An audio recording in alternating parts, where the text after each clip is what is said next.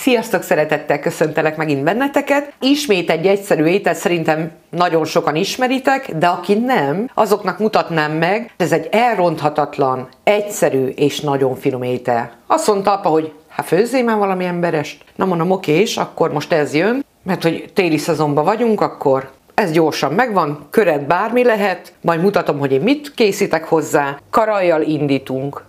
Mi ezt a konyhán gyakran elkészítettük, ott úgy dolgoztunk vele, hogy így oldalról megnyitogattuk, teljesen kiterítve, és akkor megkloffoltuk egy kicsit, és úgy dolgoztunk vele. Na de most én úgy szeretném ezt megmutatni, ahogy szerintem mindenki el fogja tudni készíteni, a kezdők is. Nekem ez fontos, hogy ők is tudjanak ezzel dolgozni, meg haladni, meg boldogulni, úgyhogy szeletelem. Ez egyébként tarja is lehet, pulykamell is lehet, ami szimpatikus. Hát ez lehet olyan 5 vagy 6 szelet karaj, teljesen mindegy. Nem vágtam vékonyra, és nem is fogom kicsire kloffolni, szinte csak meg akarom törni egy kicsit a rostját.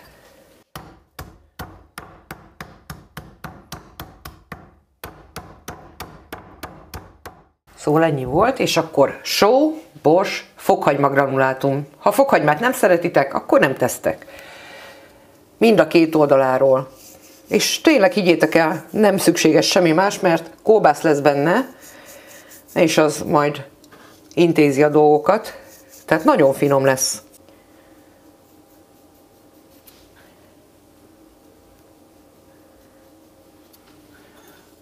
És akkor egy kis fokhagyma granulátumot is teszünk rá. Nem kell sok. És csak aki szereti.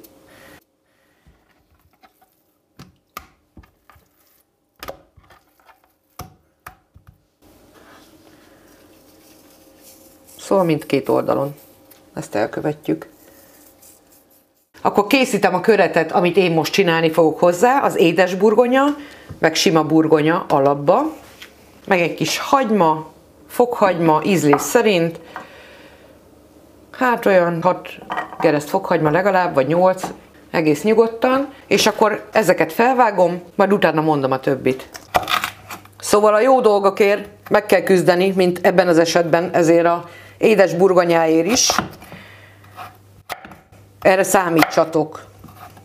Legyen jó éles kés. Hát vagy az ember majd felvágja otthon, ha úgy van.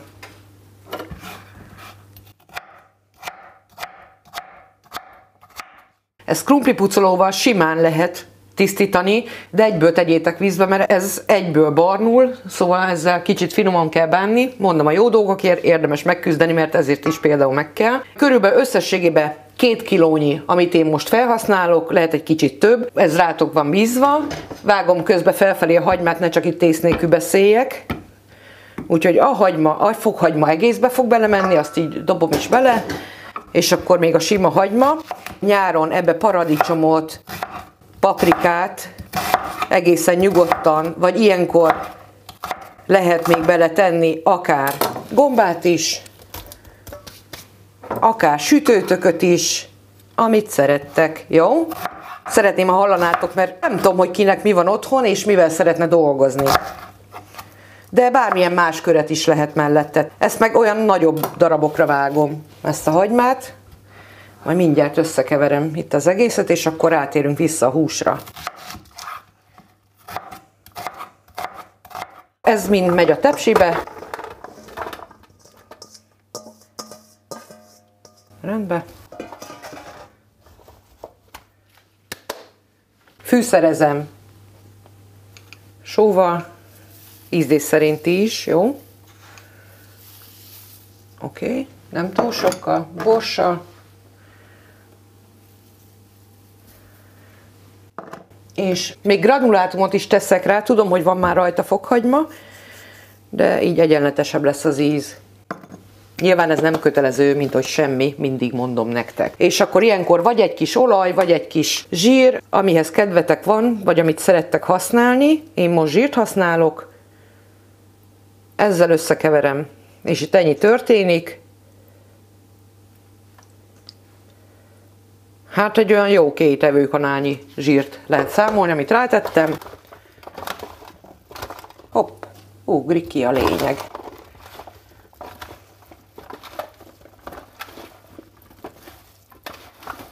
Jó masszírkáljuk össze, tudjátok, meg kell szeretni, mindig mondom.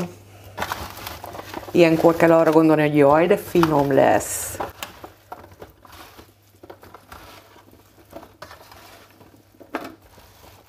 Jó.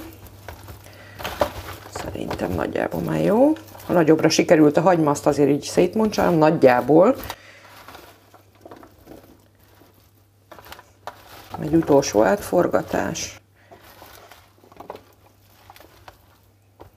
Oké, és akkor készítjük rá a húst. Mehet utána majd a sütőbe is. Pikpak kész lesz. Hát nem pikpak, de a mi dolgunk szinte ennyi volt. Közben most már bekapcsoltam a sütőt 180 fokra, alsó-felső sütésre, hadd melegedje, mert mindjárt kész leszünk. Kis fópakot húztam ide ki, itt elvágom, nem a pulton, csak mondom, nehogy valami bajt csináljatok. És akkor a kellékek, amik itt vannak, bacon, ezt szépen elkezdem ide lefektetni, na innen kezdjük. És akkor úgy kell lerakni, hogy lehetőleg azért valamilyen szinten egymáson legyen, tehát takarja egymást, egy kicsit, hogy összeérjenek a dolgok. Az érintkezés az fontos. Jó. Gyerekek, ez rendesen olyan, mint a játszóházba. Ez 20 dekányi nekem, addig rakom, ameddig tart.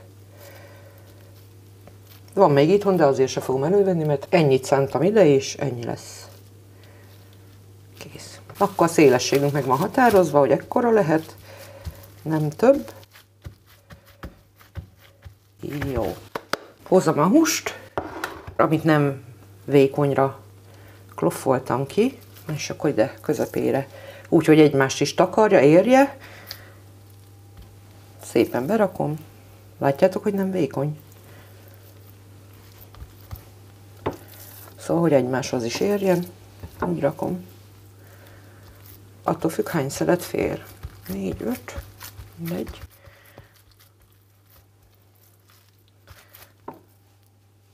Na, hát akkor 5 fér nekem most ide, akkor a 6-ot meg majd kisütöm. Savanyú káposzta. Én ezt megkóstoltam, nem mostam ki. Meghagytam a savanyúságába, mert pont kellemes, viszont kicsavarom.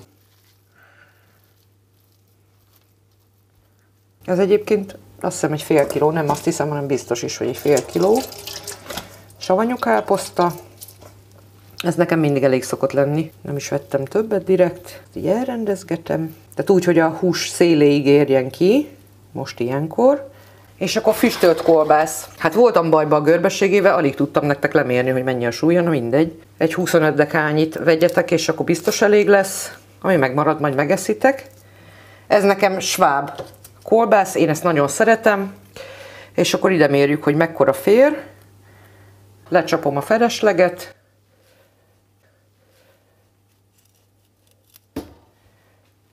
Jó.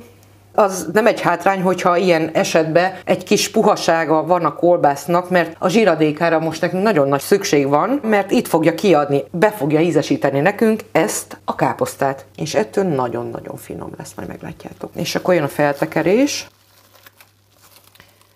Ezért tettük ide az acskót. Ennek a segítségével, fópak segítségével fel fogjuk tudni tekerni. Nem lesz egy bonyolult, mondhatnám elronthatatlan, de egyébként szerintem láttátok is. Jó. És akkor az a cél, hogy úgy tegyük be a sütőbe, márhogy a tepsibe, hogy ez a találkozási pont, ez alulra kerüljön. És semmi más nincs itt. Ami fontos lenne, ennyi van. Így. Itt egy kicsit széthúztam a dolgokat, hogy ide beférjen, és akkor alulra megy a találkozási pont. Amúgy meg ezt az egy szelet húst ide teszem mellé kettévágva. Nem fogok itt vele külön szórakozni. Itt szépen mellette megsül.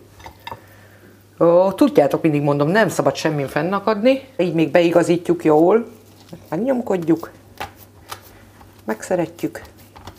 És akkor mehet a sütőbe. 180 fokon. Alsó-felső sütésre, már elő van melegítve a sütő, majd mondom, hogy meddig volt bent.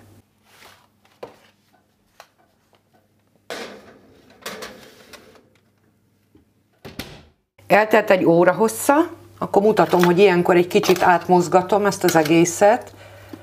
Ott van alullé. Itt a köretre gondoltam, hogy azt mozgatom át, meg ezt a húsit most átrakom erre az oldalra. Nem az a lényeg, hogy átrakom, hanem hogy átfordítom a másik oldalára. Itt a köretet megmozgatom. Csak azért mutatom, hogy aki hasonlót fog készíteni, akkor ezt érdemes megtenni közben. Na, szépen készülődik. Ha mégis úgy van, jártam már úgy, hogy szükséges volt, hogy a hús, ha nem sül meg, de majd azt figyelgetni érdemes, akkor a végén letakarom egy kis fóliával, de az csak szükség szerint, általában nem kell. De nem középre tesszük, hanem egy kicsit lejjebb, jó? Hogy ez ne égjen. Mehet még vissza, legalább egy órára.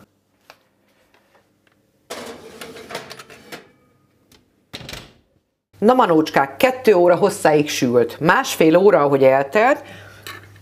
Én ezt a kis húsit ide bedugiztam, most már annyira jó meg van puhulva, ide, mert itt volt lé, annyira meg van puhulva, hogy nagyon jó, mert a színe már megvolt, hát mondom, hadd legyen egy puha, betakargattam.